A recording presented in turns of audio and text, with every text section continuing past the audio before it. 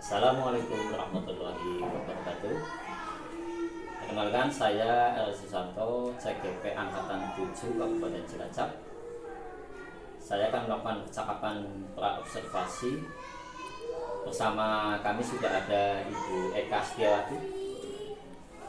Gimana Bu Eka kabarnya pada pagi ini, sehat? Alhamdulillah sehat Pak. Langsung saja kita akan melakukan percakapan tentang persiapan pembelajaran yang akan dilaksanakan oleh Bu Eka ya. Dalam persiapan pembelajaran itu ada tujuan. Tujuannya itu seperti apa? Untuk tujuan pembelajarannya itu ada 3 Pak. Yang pertama itu murid mampu mengetahui pengertian beban wujud benda. Iya. Yang kedua itu murid mampu mengetahui macam-macam perubahan wujud benda. Dan yang ketiga itu mampu mengetahui contoh peristiwa perubahan wujud benda dalam kehidupan sehari-hari. Terus area pengembangan yang akan dicapai itu seperti apa? Untuk area pengembangan yang hendak dicapai itu ada 2, yaitu pengetahuan dan keterampilan. Untuk pengetahuan itu murid mengerti perubahan wujud benda beserta macam-macam perubahan wujud benda. Untuk keterampilan itu murid mampu mempraktikkan proses terjadinya perubahan wujud benda. Ya, tadi sudah ada tujuan, kemudian arah pengembangan, kemudian strategi yang akan dipersiapkan itu seperti apa? Untuk strateginya itu dengan pembelajaran berdiferensiasi dengan mengintegrasikan KSN. Kemudian ada metode atau metodenya. Untuk metode pembelajaran itu ada diskusi kelompok, tanya jawab, dan penugasan. Terus nantinya dalam pembelajaran itu pasti membutuhkan perangkat atau alat itu ada medianya, itu bisa disebutkan apa saja media. Untuk medianya itu seperti laptop, terus alat peraga, proyektor, video, gambar, dan lain-lain. Kemudian model pembelajarannya itu seperti apa? Model pembelajarannya itu dengan PBL. Iya. Ini nanti rencananya akan dilaksanakan kapan? Rencananya dilaksanakan jam ketiga setelah istirahat. Setelah istirahat ya. Semoga sukses. Nanti kita akan bertemu lagi di observasi. Kemudian nanti juga ada pasca observasi. Semoga kegiatan tersebut bisa berjalan dengan baik. Oke, selamat. Demikian observasi yang kami lakukan. Semoga kedepannya nanti bisa berjalan dengan baik sesuai dengan yang kita inginkan. Saya akhiri. Assalamualaikum warahmatullahi wabarakatuh.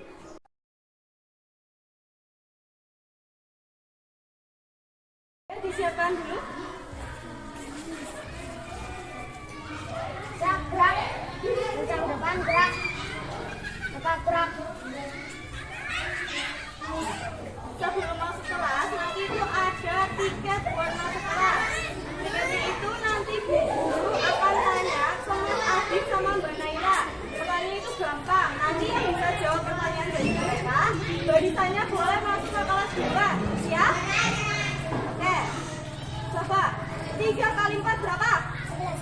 Betul. Masuk dulu berarti barisan lagi.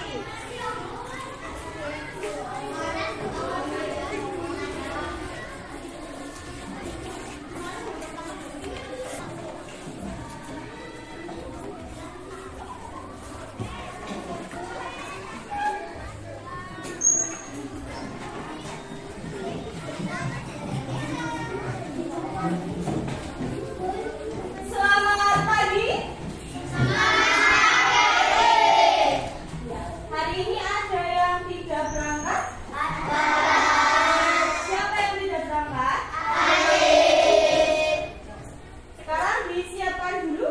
Yang berangkat paling awal tadi siapa? Ayo Mas Denis, bimbing teman-temannya untuk berdoa.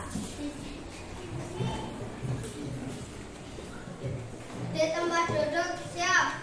1, 2, siap. Berdoa mulai. Berdoa selesai. Beri salam.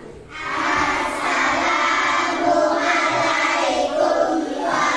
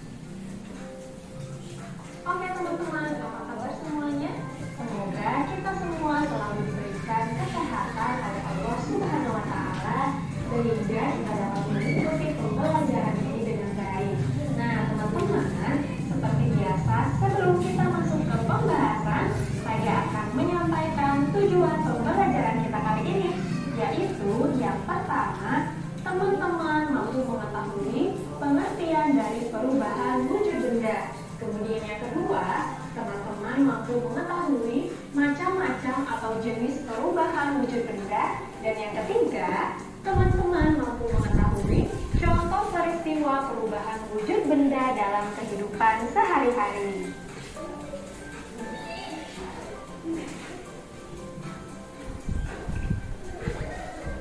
Oke teman-teman, kita masuk ke pembahasan.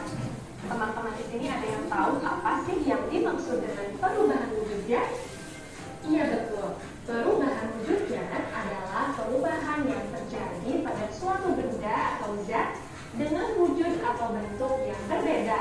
Nah, perlu teman-teman ketahui juga, perubahan wujud zat atau benda ini bisa terjadi karena adanya peristiwa pelepasan ataupun penyerapan kalor atau panas. Mengalami perubahan wujud walau tidak terlalu terlihat. Seperti yang telah kita ketahui, perubahan wujud tersebut termasuk wujud padat, cair, dan gas. Nah, teman-teman, perubahan wujud benda ini biasanya terjadi akibat adanya sebuah aksi atau tindakan terhadap benda tersebut, seperti pemanasan, pendinginan, dan pengembunan.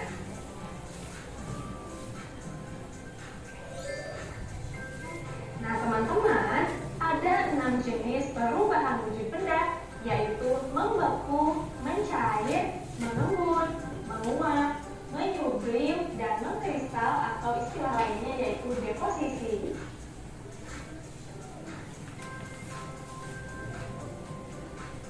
Adapun perubahan wujud benda akibat menerima kalor atau panas, yaitu mencair, menguap, dan menyublim. Sedangkan perubahan wujud benda akibat melepaskan kalor atau panas, yaitu membeku, mengembun, dan mengkristal.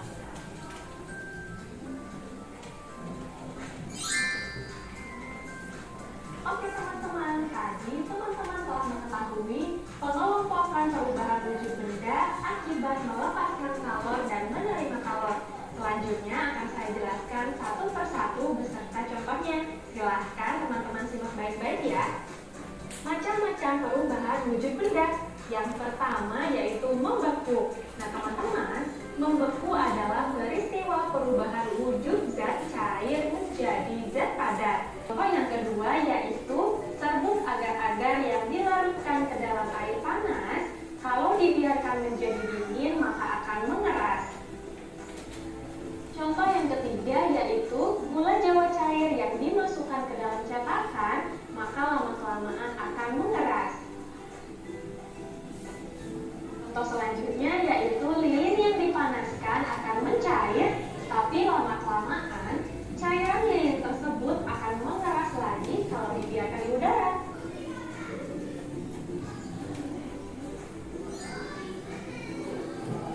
Selanjutnya, jenis perubahan wujud benda yang kedua yaitu mencair. Nah teman-teman, mencair atau disebut dengan melebur ini adalah peristiwa perubahan wujud zat padat menjadi zat cair. Nah, dalam peristiwa ini, zat memerlukan energi panas. Nah, berikut adalah beberapa contoh dari bentuk perubahan wujud mencair dalam kehidupan sehari-hari. Contoh yang pertama yaitu es batu dipanaskan atau es krim yang dibiarkan secara terus-menerus di ruangan yang terbuka, maka lama-kelamaan akan mencair. Contoh yang kedua yaitu mentega yang dipanaskan di atas wajan panas, lama-kelamaan akan mencair.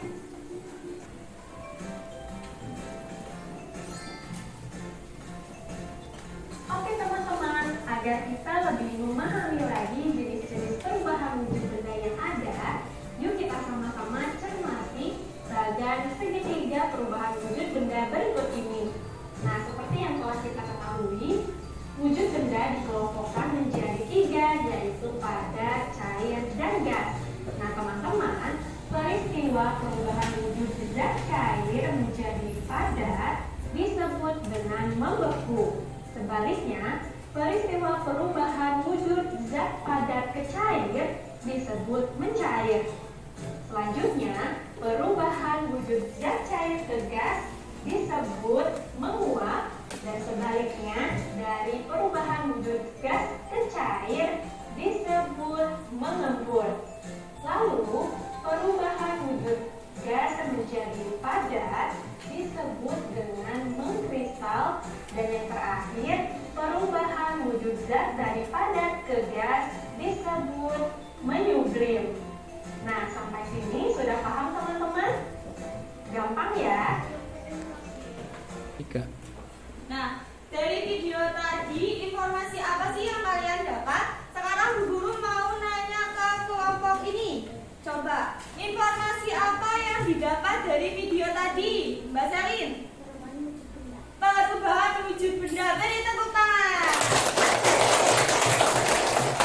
Nah, sekarang Bu Guru mau tanya ke kelompok sana. Coba, informasi apa yang kamu dapatkan dari video tadi? Mas Denny, sana? Betul, tepuk tangan. Nah, dari video tadi kita tahu ya macam-macam perubahan wujud benda. Ada membeku. Membeku itu perubahan wujud benda dari cair ke padat. Contohnya pembuatan es batu. Terus ada mencair, yaitu perubahan wujud benda dari padat ke cair. Contohnya itu es batu yang didiamkan ke tempat terbuka ya, jadi meleleh. Terus juga ada menyublim. Menyublim itu perubahan wujud benda dari padat ke gas. Contohnya itu kapur baris. Nah, sekarang Bu Guru akan ngasih materi ke setiap kelompok. Kelompok visual. Nah, Bu Guru akan kasih materi ya buat kelompok visual. Nanti kelompok visual membuat skema perubahan wujud benda. Buat kelompok auditori merangkum materi ini. Nah, untuk yang kelompok praktek langsung, nanti kita akan praktek langsung di luar menggunakan lilin dan coret.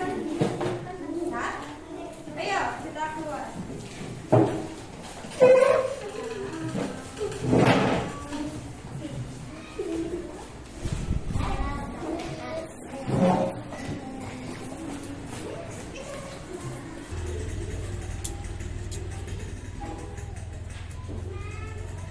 Nah, lilin ini kan benda padat ya. Nanti jika kena api akan meleleh. Nah, yang terjadi pada lilin ini perubahan wujud benda apa? Padat menjadi Cair. Berarti mencair. Betul.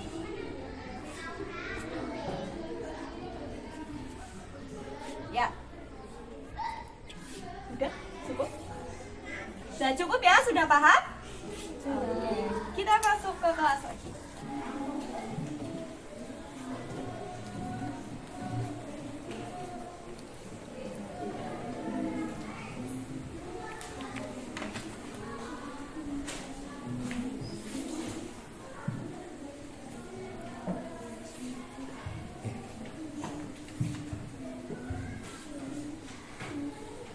Sudah?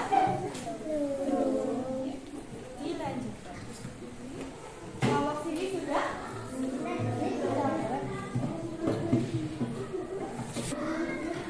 Sudah semuanya? Sekarang bukunya ditutup.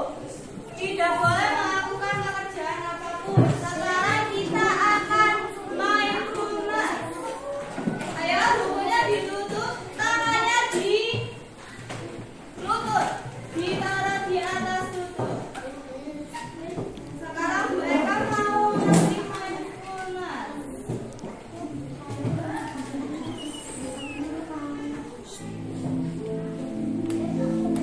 Kepalanya menunduk, matanya tertutup.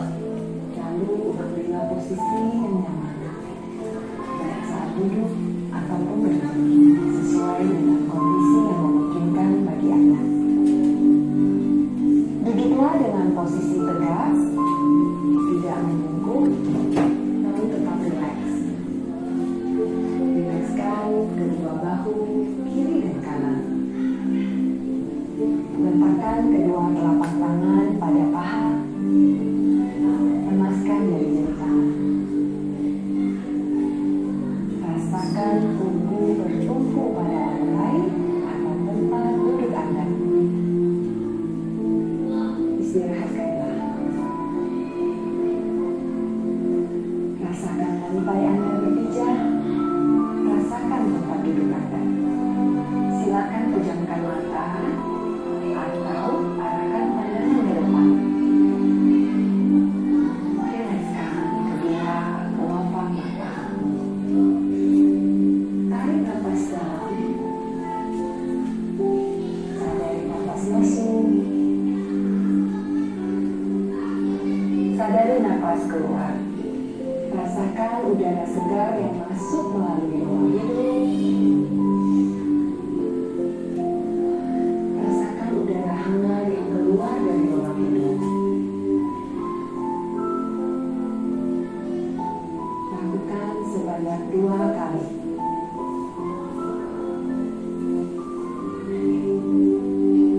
Nafas masuk.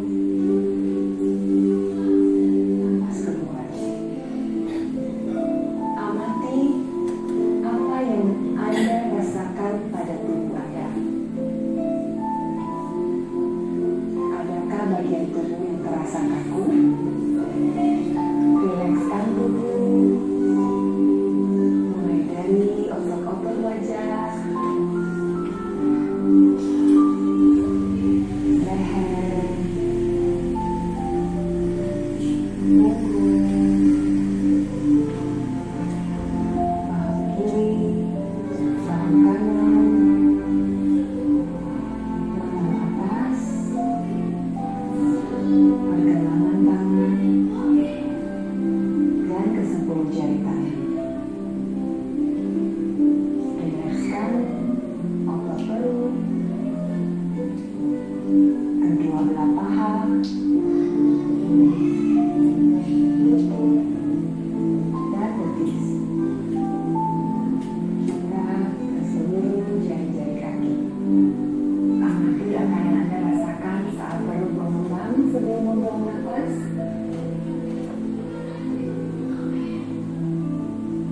Amati pula apa yang Anda rasakan saat otot perut mengempes. Ya, cukup. Sekarang lihat Bu Eka, kita akan ice breathing ya. Tepuk 1. Tepuk 2. Tepuk 3. Sekarang pegang mulut. Pegang rambut. Pegang hidung. Sekarang Bu Guru, untuk selanjutnya kita akan mengerjakan tugas. Di sini Bu Guru ada lembar kerja siswa. Nanti kalian tulis nama dan absen kalian di sini, ya.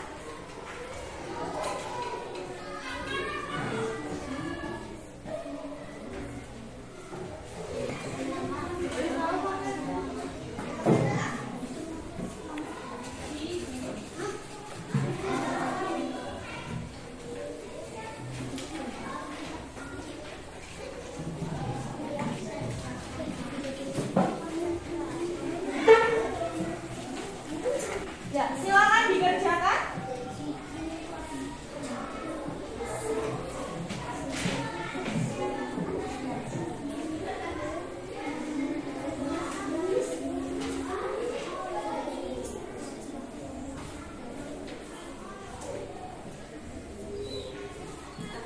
Jangan lupa dikasih nama dan nomor absen di pojok atas. Ya, dikasih nama.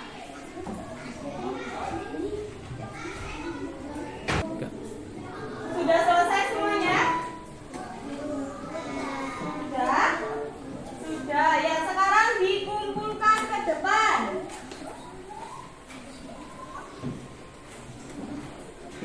Ya, dikumpulkan.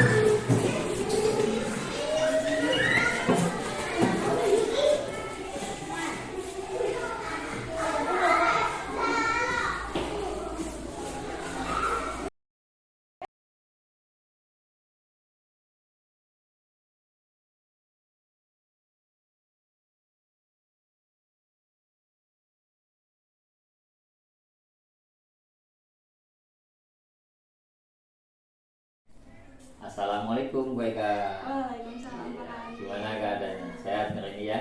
Alhamdulillah sehat. Ya, kita ketemu lagi dalam rangkaian acara itu supervisi akademik yang dulu sudah kita lakukan, yaitu ada pra observasi, kemudian observasi di kelas. Nah, pada hari ini kita akan melakukan kegiatan yang ketiga, yaitu pasca observasi. Setelah Bu Eka melakukan kegiatan pembelajaran di kelas, saya sedikit akan memberikan catatan, yaitu waktu kegiatan di kelas itu ada sedikit catatan yang akan saya sampaikan ya. Mohon maaf ini nanti kalau tidak berkenan. Pada umumnya kegiatan pembelajaran yang Ibu Eka lakukan sudah baik, sudah sesuai dengan rencana, itu mulai awal pembukaan, kemudian inti sampai dengan penutup atau penugasan juga. Itu cuma ada sedikit catatan, yaitu pada saat pembukaan Bu Eka sepertinya belum mengaitkan atau mengulas pembelajaran yang sudah dilakukan minggu kemarin itu untuk mengaitkan dengan pembelajaran yang akan dilakukan. Kemudian pada saat mindfulness, anak-anak juga belum bisa fokus ya. Mungkin kondisi anak juga kelasnya kelas bawah, belum bisa fokus untuk menikmati musik mindfulness ya. Kemudian juga anak belum diberikan kesempatan untuk menampilkan hasil atau presentasi maju ke depan. Waktu itu kan ada yang menulis ya, kemudian membuat gambar tentang perubahan wujud. Itu sebaiknya bisa ditampilkan masuk ke depan, anak-anak menampilkan hasil karena itu. Itu sementara itu catatan yang ada pada saya. Kemudian percakapan nanti yang akan kita lakukan itu tentang observasi ini, itu bagaimana perasaan Bu Eka setelah melakukan pembelajaran di kelas itu, perasaannya bagaimana? Rasanya tentu saja sudah lega sekali ya Pak ya. Awalnya mungkin grogi, tapi lama-lama sudah rileks. Terus senang juga, senang juga karena pembelajarannya itu sesuai dengan rencana. Juga saya mendapatkan hal baru dalam penyusunan RPP berdiferensiasi integrasi dengan KSM. Itu ada satu grogi. Iya. Grogi dengan siapa ini? Apakah ada supervisi ini? Ya semua umum lah ya. Kadang kalau kita sudah bertahun-tahun bertemu dengan murid itu sudah biasa. Tapi ketika ada yang supervisi, seperti ada yang mengawasi ya sedikit grogi, itu sudah hal yang biasa umum. Kemudian senang, yang bikin senang itu ada hal-hal yang bikin senang ya. Ya, sudah. Yang penting kita senang, anak juga senang. Ya, bagus sekali. Kemudian yang menjadi kendala dalam kegiatan tersebut, ada kendala? Untuk kendalanya dalam mengkondisikan kelas, karena ada beberapa siswa yang tidak aktif ataupun pasif gitu. Terus juga ada beberapa kekurangan yang sudah disampaikan oleh Pak Ari. Saya belum mengulas pembelajaran sebelumnya. Betul, pasti ya. Kemudian tujuannya itu yang ingin dicapai seperti apa? Tujuannya itu kegiatan siswa mengamati video materi dan juga percobaan berbagai wujud benda. Terus juga siswa dapat memahami pengertian macam-macam dan juga contoh perubahan wujud benda dalam kehidupan sehari-hari dengan benar. Kemudian metode yang Ibu Eka gunakan itu seperti apa metodenya? Untuk metodenya seperti biasa sih Pak, kayak metode ceramah, terus diskusi kelompok, tanya jawab, dan juga penugasan. Penugasan ada ya. Kemudian itu bagaimana kalau untuk mengukur keberhasilan, misalnya angka 5 sampai 10 itu posisinya ada di mana? Menurut saya itu ada di angka 6 ya Pak, karena memang ada beberapa siswa yang tidak aktif, juga beberapa faktor yang sudah disampaikan tadi. Iya, sudah, ya, bagus. Mungkin nanti bisa ditingkatkan lagi. Kemudian dalam proses kegiatan tersebut pasti ada yang mendukung. Itu bisa disebutkan siapa saja yang mendukung dalam kegiatan tersebut. Yang mendukung ada kepala sekolah yang sudah dikoordinasikan terlebih dahulu. Kemudian ada murid-murid, juga rekan sejawat saya yang sudah membantu kegiatan ini untuk mendokumentasikannya. Jelas. Dokumentasi serta menyiapkan media-media yang lain juga ya. Iya, betul sekali. Kemudian ini setelah dilaksanakan semua awal sampai pagi ini ya, itu tanggapan Bu Eka setelah melakukan kegiatan tersebut itu seperti apa tanggapannya? Supervisi akademik yang sudah dilaksanakan. Tentu saja ya kegiatan supervisi ini sangat positif sekali Pak dan juga bermanfaat karena dengan adanya supervisi ini kita jadi mengetahui kekurangan Iya, dan betul. juga sebagai bahan perbaikan pembelajaran selanjutnya. Untuk selanjutnya ya, supaya lebih baik dan lebih baik lagi gitu ya. Kemudian komitmen Ya. Bu Eka untuk kedepannya itu setelah melaksanakan pembelajaran yang kemarin itu komitmennya seperti apa? Untuk komitmennya setelah melaksanakan kegiatan ini tentu saja saya ingin meningkatkan kualitas pembelajaran dengan sebaik-baiknya. Ya, betul, bagus. Nah, setelah itu ada tindak lanjut ya. Rencananya itu tindak lanjutnya bagaimana? Untuk tindak lanjut itu membuat kegiatan-kegiatan yang belum terlaksana Ya. itu dilaksanakan secara maksimal. Betul. Terus juga menciptakan pembelajaran yang inovatif dan juga berpihak kepada murid. Bagus sekali, berpihak kepada Murid. ya, pasti kalau intinya kepada murid, nanti murid akan senang, kitanya senang, pasti pelajaran akan sukses, menyenangkan dan dapat meningkatkan kualitas pendidikan tersebut juga. Ya, demikian kegiatan pasca observasi yang dilakukan, semoga bisa bermanfaat ke depan dan bermanfaat untuk pendidikan pada umumnya. Saya cukup. Assalamualaikum warahmatullahi wabarakatuh.